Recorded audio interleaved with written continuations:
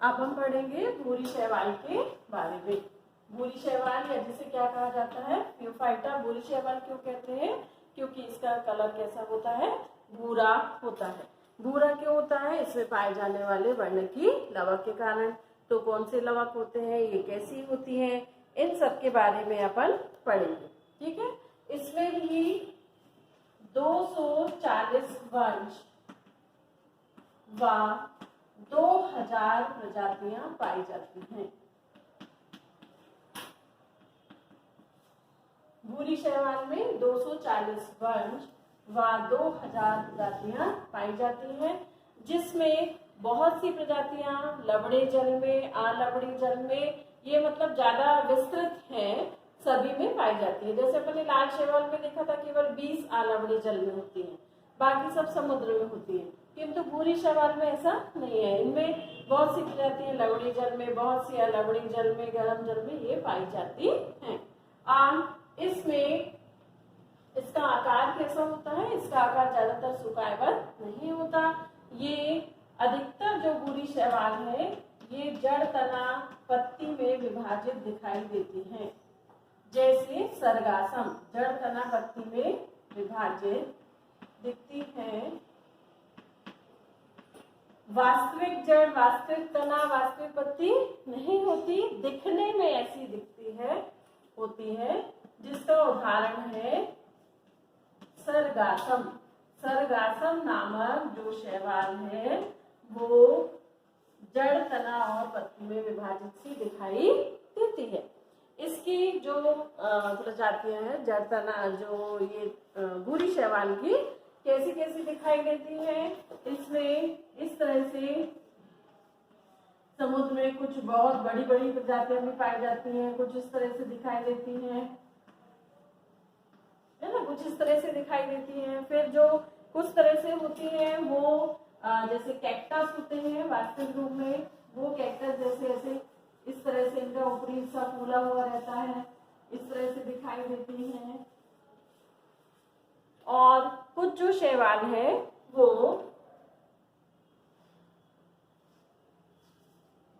ये इस तरह से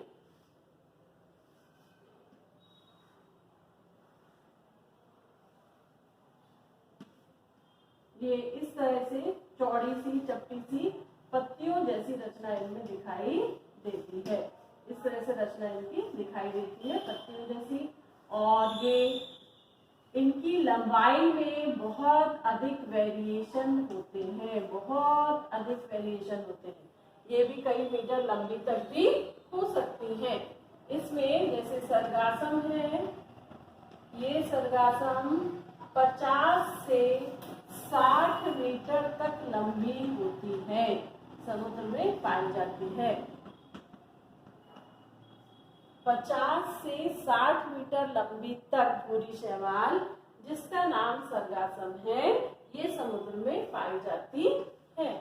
और जो भूरी शैवाल है, भूरी शैवाल को केल्प भी कहा जाता है। भूरी शैवाल को केल्प भी कहा जाता है। केल्प, ये शब्द याद रखेंगे, क्या कहा जाता है उसे? केल्प। भूरी शैवालों को केल्प भी कहा जाता है। फिर अगला, जो बड़े बड़े शैवाल होते हैं समुद्र में पाए जाते हैं, बड़े शैवाल में वायु आशय होते हैं। वायु आशय को हम एयर ब्लैडर भी कह सकते हैं। वायु आशय पाए जाते हैं। वायु आशय को और क्या बोल सकते हैं हम? कहीं कहीं पर हमको क्या मिलेगा लिखा हुआ? एयर ब्लैडर पाए जाते हैं। अब देखो ये एयर ब्लैडर क्या करते हैं? ये एयर ब्लैडर में बीच बीच में कोशिकाओं में ये पाए जाते हैं। इनमें हवा भरी होती है। हवा भरे होने के कारण ये जो शैवाल इतने लंबे लंबे हैं, ये क्या होते रहते हैं? समुद्र में, नदी में तैरते रहते हैं। यदि ये नहीं होंगे तो ये जमीन में क्या हो जाएंगे? बैठ जाएंगे, क्योंकि लंबाई बहुत ज्यादा है, कड़क है नहीं, वृक्ष तना है नहीं, तो ये बैठ जाएंगे जमीन में और पूरे गिरी हुई अवस्था में रहेंगे। तो इनको तैरने के लिए उसमें क्या पाए जाते हैं? एयर ब्लैडर, बड़े बड़े शैवालों में। ये इसकी मुख्य विशेषता है कि इसमें क्या पाए जाते हैं? वायु आशय, एयर ब्लैडर, जिसके कारण ये समुद्र में क्या कर सकते हैं, तैर सकते हैं। इनकी जो भित्ति है वो भित्ति सेल्यूलोज की बनी होती है। किसकी बनी होती है, सेल्यूलोज की, जिसके बाहर श्लेष्म आवरण होता है, जिसके बाहर श्लेष्म आवरण होता है। और इस श्लेष्म आवरण में, श्लेष्म आवरण होता है, इस श्लेष्म आवरण में दो प्रकार के अम्ल होते हैं। इस श्लेष्म आवरण में दो प्रकार के अम्ल होते हैं। इन अम्लों का नाम है फ्यूसेमिक अम्ल, फ्यूसेमिक अम्ल व एल्जिनिक अम्ल। फ्यूसेमिक अम्ल एवं एल्जिनिक अम्ल ये किसमें पाए जाते हैं, सेल्यूलोज की भित्ति होती है, इसके बाहर श्लेष्म आवरण होता है जिसमें फ्यूसेमिक अम्ल और एल्जिनिक अम्ल पाए जाते हैं। इनका बहुत अधिक आर्थिक महत्व है, उद्योगों में इसका उपयोग किया जाता है। इसके बाद अगला है कि इसमें अब ये जो फ्यूसेमिक अम्ल एल्जिनिक अम्ल करते क्या है, ये जब पानी की कमी होती है, पानी की कमी में सूखने से बचाते हैं। पानी की कमी में इसे सूखने से बचाते हैं।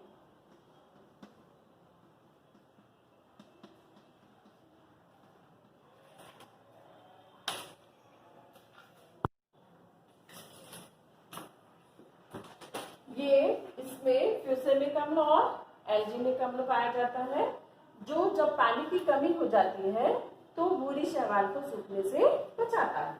और यही एल्जिनिक अम्ल, इसका इकोनॉमिक इम्पोर्टेंस है जो इसको बहुत अधिक इम्पोर्टेंट बनाता है, ये बहुत उद्योगों में भी काम में आता है। अब इसमें वर्णक कौन से पाए जाते हैं, जो इम्पोर्टेंट चीज है कि इसमें कौन से वर्णक होते हैं जिसके कारण ये ब्राउन कलर का होता है और ये अपना भोजन स्वयं बना पाता है। तो इसमें जो क्लोरोफिल होता है वो क्लोरोफिल ए और सी केवल होता है, क्लोरोफिल ए एंड सी होता है। इसके अलावा और जो वर्णक है वो कौन से होते हैं, जेंथोफिल एंड कैरोटिन, जेंथोफिल व कैरोटिन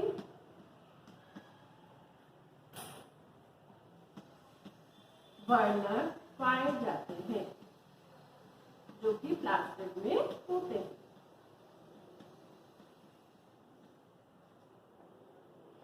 फिर ये जो जेंथोफिल है, ये जेंथोफिल में भी अलग अलग प्रकार होते हैं इसके। तो जेंथोफिल में भी जो इसका एक टाइप है जिसका नाम होता है फ्यूकोजेंथिन, फ्यूकोजेंथिन। उस फ्यूकोजेंथिन के कारण इसका कलर भूरा होता है, ये आपको याद रखना है। फ्यूकोजेंथिन के कारण इस शैवाल का रंग भूरा होता है।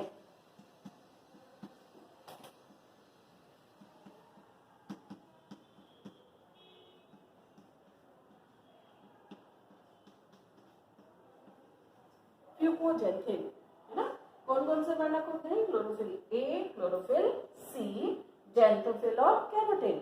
जेंथोफिल में एक और वर्णक है, जेंथोफिल का टाइप है फ्यूकोजेंथिन। इसके कारण शैवाल का रंग भूरा होता है और ये भूरे रंग की दिखाई देती है, इसीलिए इसका नाम क्या पड़ा है, भूरी शैवाल। अब इसमें संचित जो भोजन है, स्टार्च बिल्कुल नहीं होता इसमें, और जो संचित भोजन है वो किस रूप में पाया जाता है, संचित भोजन लैमिनेरिन व मैनिटॉल के रूप में पाया जाता है। संचित भोजन लैमिनेरिन और मैनिटॉल के रूप में पाया जाता है।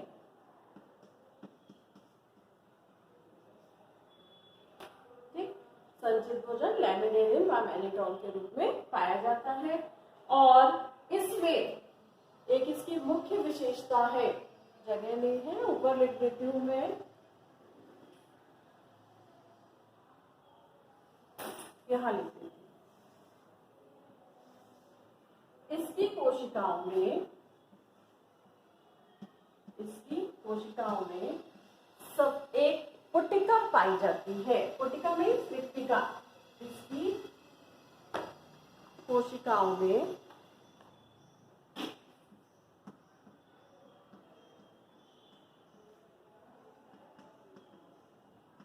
रिक्तिका पाई जाती है,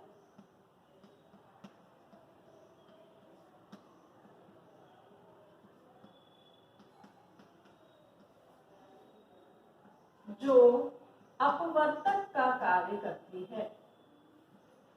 अपवर्तक जानते हैं आप, जो एक माध्यम से दूसरे माध्यम में प्रकाश को जाने देते हैं, दो अलग माध्यम बना देते हैं, अपवर्तक का कार्य करती है। सफेद रंग की होती है। किस रंग की होती है? सफेद रंग की होती है। और इसमें ये जो सफेद रंग है उसमें फेनोलिक रसायन पाया जाता है। सफेद रंग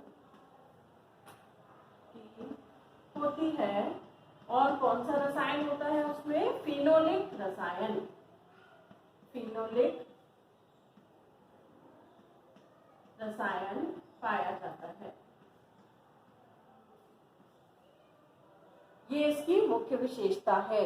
इसकी मुख्य विशेषता जो हमें याद होनी चाहिए ये है। फिर इसमें कितने वंश होते हैं, कौन सी शैवाल 50 से 60 मीटर लंबी है, भूरी शैवाल को और क्या कहा जाता है, किस शैवाल में एयर ब्लैडर होते हैं, भूरी शैवाल में, फिर किसकी भित्ति में फ्यूसेमिक अम्ल, एल्जिमिक अम्ल पाया जाता है, कौन से वर्णक पाए जाते हैं। लक्षण तो बहुत सारे हैं लेकिन जो इम्पोर्टेंट है वो मैंने आपको बताया। तो एक बार रिवाइज कर लेते हैं। पूरी शैवाल के 240 वर्ण, 2000 प्रजातियां हैं। ये जड़ तना पत्ती में विभाजित जैसी दिखाई देती है। जड़ तना पत्ती ट्रू वाली नहीं होती है, जो विकसित पौधों में होती है, जैसे कि सर्गासम में। फिर सर्गासम जो है ये 50 से 60 मीटर लंबी होती है। और अगला लक्षण, भूरी शैवाल को कैल्प भी कहते हैं। अगला लक्षण, बड़े शैवाल में एयर ब्लैडर होते हैं, जैसे सर्गासम है, बड़ी शैवाल है, क्योंकि इसकी बहुत भार होगा जिससे ये दबकर नीचे बैठ जाएगी तली में, अतः ये एयर ब्लैडर के कारण होने के कारण हवा भरी होगी तो वो तैरती रहती है पानी में। फिर इसकी भित्ति सेल्यूलोज की बनी होती है जिसके बाहर श्लेष्म आवरण होता है और श्लेष्म आवरण में फ्यूसेमिक अम्ल और एल्जिमिक अम्ल पाया जाता है। ये दोनों ही अम्ल यदि पानी की कमी हो जाती है तो उस शैवाल को सूखने से बचाते हैं।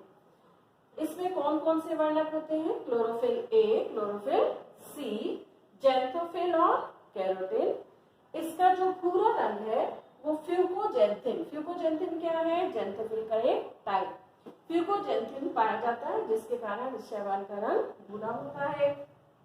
संचित भोजन लैमिनेरियम और मैनिटोल के रूप में पाया जाता है। अगला जो मुख्य लक्षण है, इसकी कोशिकाओं में रिक्तिका पाई जाती है, पुटिका भी बोल सकते हैं उसको, जिसमें अपवर्तक, जो अपवर्तक का कार्य करती है, उसमें एक पदार्थ भरा होता है, सफेद रंग का होता है और वो कौन सा पदार्थ होता है? फेनोलिक रसायन होता है।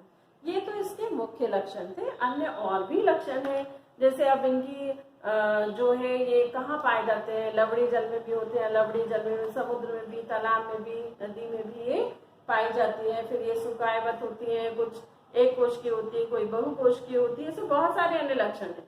इनमें अलैंगिक, लैंगिक और कायिक तीनों प्रकार का जनन पाया जाता है, जो कि समयुग्मकी, विषम युग्मकी दोनों ही प्रकार का हो सकता है। अलैंगिक जनन, लैंगिक जनन, इस तरह की अन्य भी इसकी और विशेषताएं हैं। ये मुख्य है जो आपको याद रखनी है। इसके बाद हम पढ़ते हैं इसका आर्थिक महत्व।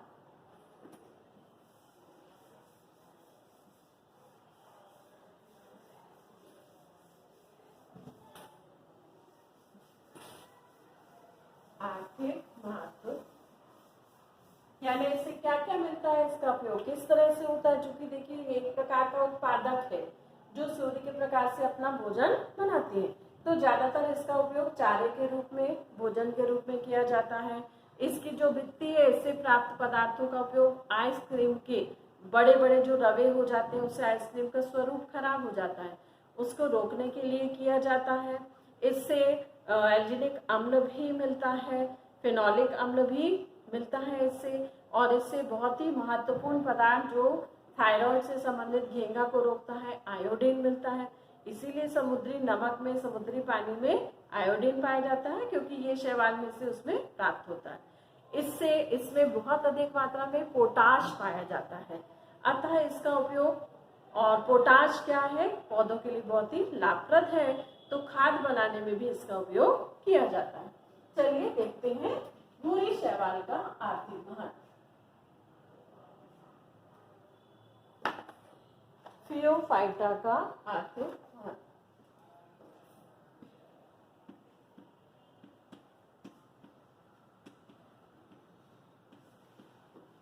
बायोलॉजी में क्या होता है, कई प्रकार के शब्द होते हैं, एक ही चीज के लिए हिंदी में, इंग्लिश में अलग अलग शब्द होते हैं।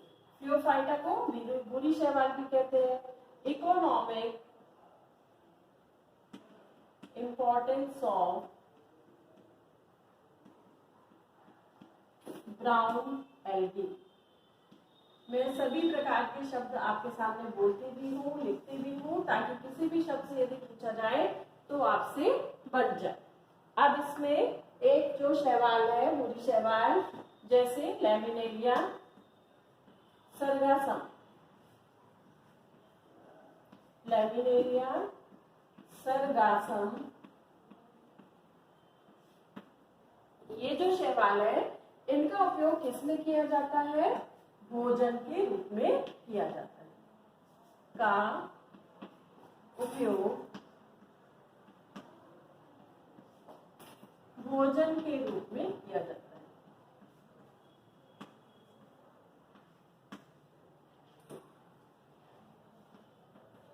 कहीं पर इसे कोम्बू कहते हैं, कहीं पर इसको कच्ची सलाद के रूप में खाते हैं, कहीं पर इसको कैम्बू कहते हैं, और कहीं पर इसको सेरुवेल भी कहते हैं। इनको अलग अलग नामों से पुकारा जाता है। कच्ची सलाद के रूप में अलग अलग देशों में, कच्ची सलाद के रूप में जापान में कोम्बू बोलेंगे, तो ब्रिटेन यूरोप में सेरुवेल बोलेंगे, ऐसे अलग अलग है। में कोम्बू के रूप में, कोम्बू या सेरुवेल के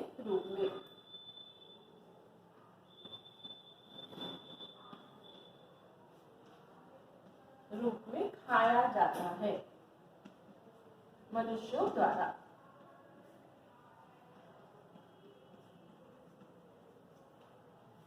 फिर दूसरा, इसका चारे के रूप में उपयोग किया जाता है।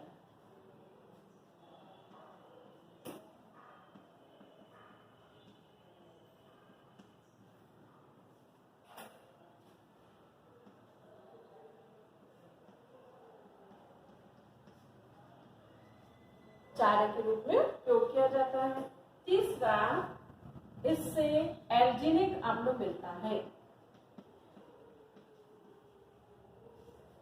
एल्जिनिक अम्ल मिलता है, जिसका उपयोग कृत्रिम सिल्क बनाने में किया जाता है।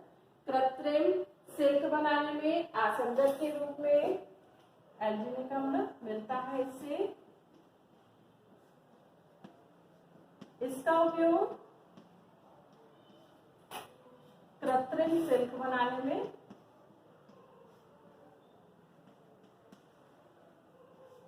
कृत्रिम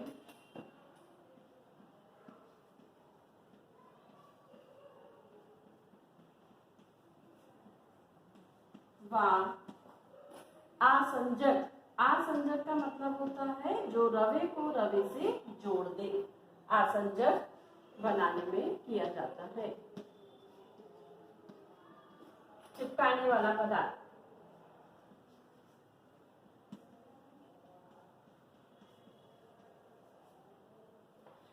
इससे जो पदार्थ प्राप्त होता है, आइसक्रीम, आइसक्रीम सब खाते हैं। आइसक्रीम में बड़े रवे बनने से रोकने के लिए, बड़े रवे बनने से रोकने के लिए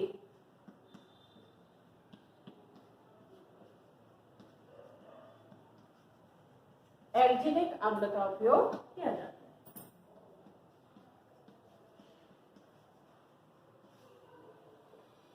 एल्जिनिक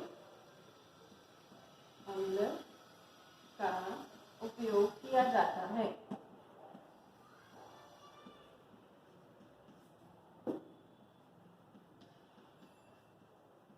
फिर अगला है इसका इकोनॉमिक इंपॉर्टेंस।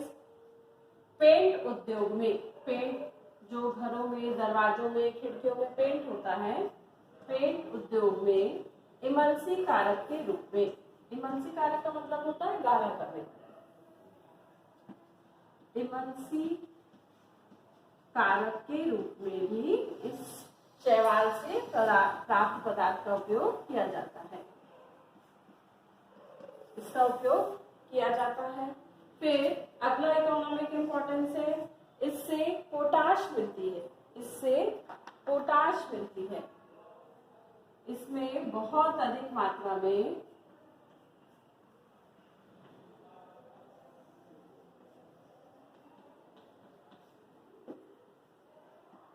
पोटाश पाई जाती है।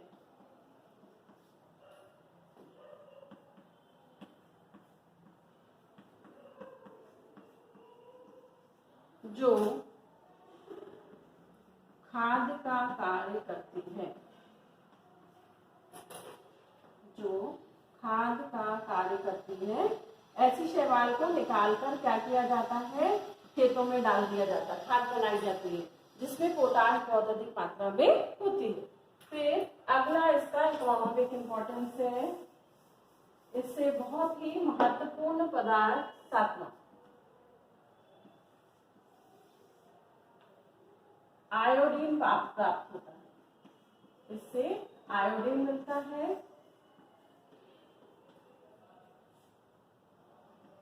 जो घेंघा के उपयोग में, घेंघा रोग होता है जिसमें थायराइड ग्रंथि बढ़ जाती है, उस रोग के उपचार में किया जाता है।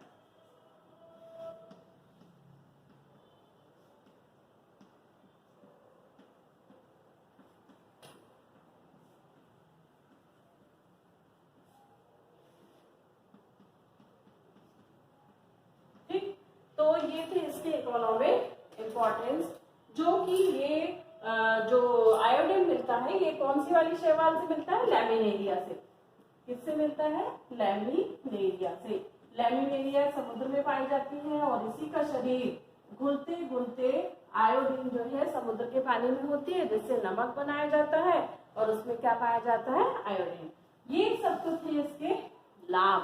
अब इससे हानि, इसकी हानि है कि ये क्या करती है, ये समुद्री जो जहाज है, समुद्री जहाज के जो काष्ठ वाले खोल होते हैं, समुद्री जहाज के लकड़ी के कवर को, लकड़ी के खोलों को संक्षारित कर देती है, संक्षारित कर खराब कर देती है।